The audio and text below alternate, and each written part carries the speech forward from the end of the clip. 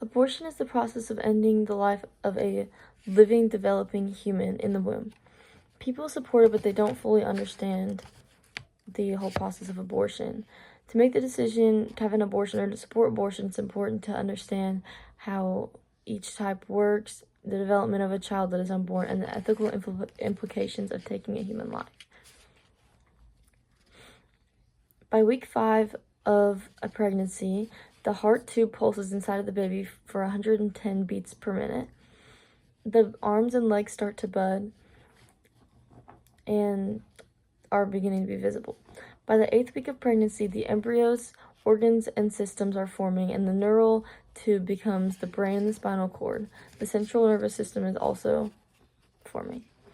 Blood cells form, circulation starts, and the structure of the baby is developing. You begin to be able to see the eyes, the arms, and the mouth. You can see through an ultrasound that life has begun. Abortion procedures are more graphic than pro-choicers usually know. In the first trimester, stirrups are used to tie the mother's legs. They are administered a local anesthetic, and a speculum and dilators, which are metal rods, are inserted into her cervix to create an opening, and a suction machine is attached to a suction cannula, which is placed inside of the mother's cervix and is used to suck and tear out the baby into the tube part for part and put into a clear container.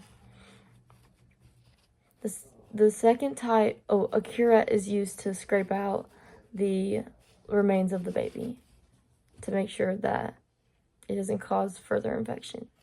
The second type of the first trimester abortion is where they administer the mother misoprostol to block the hormone progesterone, depriving the baby of oxygen and nutrients, leading to death.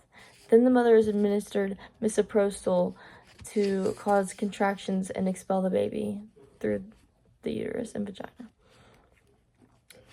And by the second trimester, the baby's head is about the size of a plum.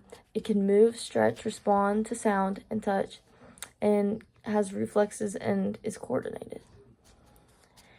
The nervous system develops, and the baby is able to suck, and its lungs begin to form, but not enough to where it could survive outside of the womb. The baby is alive and growing rapidly. It is about 1 to 2 pounds at this point. A second trimester abortion includes dilating the cervix with laminaria, which is a seaweed that becomes about 3 times the size of its original diameter when placed in the cervix 2 days before the process. The mother is administered a local anesthetic, and the same process is used to stabilize and cause the cervix to open more. A sharp, rigid sofer is used to grasp or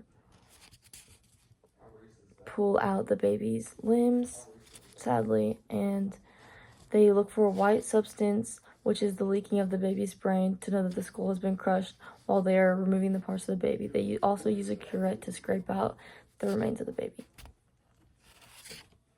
In a third trimester abortion, it is about 20 weeks or more of a baby's life.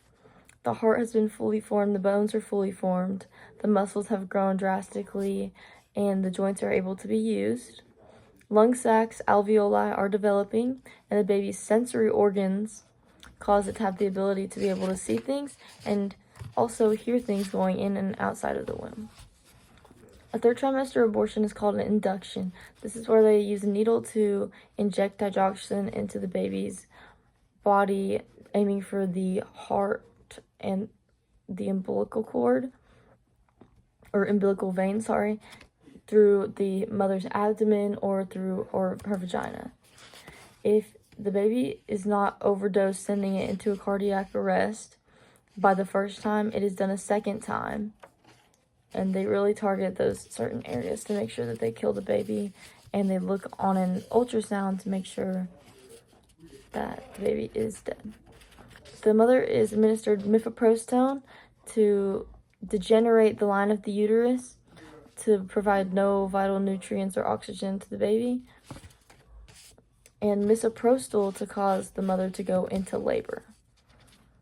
This is murder, and there are also many risks to an abortion. An incomplete abortion, requiring additional surgery, cervical laceration, uterine rupture, and hemorrhages. Also, future pregnancy risks if the mother ever did want to have a child. Born or unborn, a baby's life is valuable, and some say that rape should be a cause for an abortion that should be legal. And as much as this is tragic and heartbreaking, taking the life of an innocent baby is never acceptable. If you don't support rape, then you should not support murder either. Everyone has a right to life. Whether the life is unwanted or the mistake of others, it is valuable intrinsically. So if ours is valuable, why is theirs not? Just as if a man had killed a child, he would go to jail for murder. Why are we able to use clamps to grab out the limbs of a baby and kill the baby? And that's not murder. Every woman who has an abortion should be charged with murder. Banning abortion is not about restricting women's rights. It's about protecting the innocent, vulnerable rights of the human being inside of a mother's womb.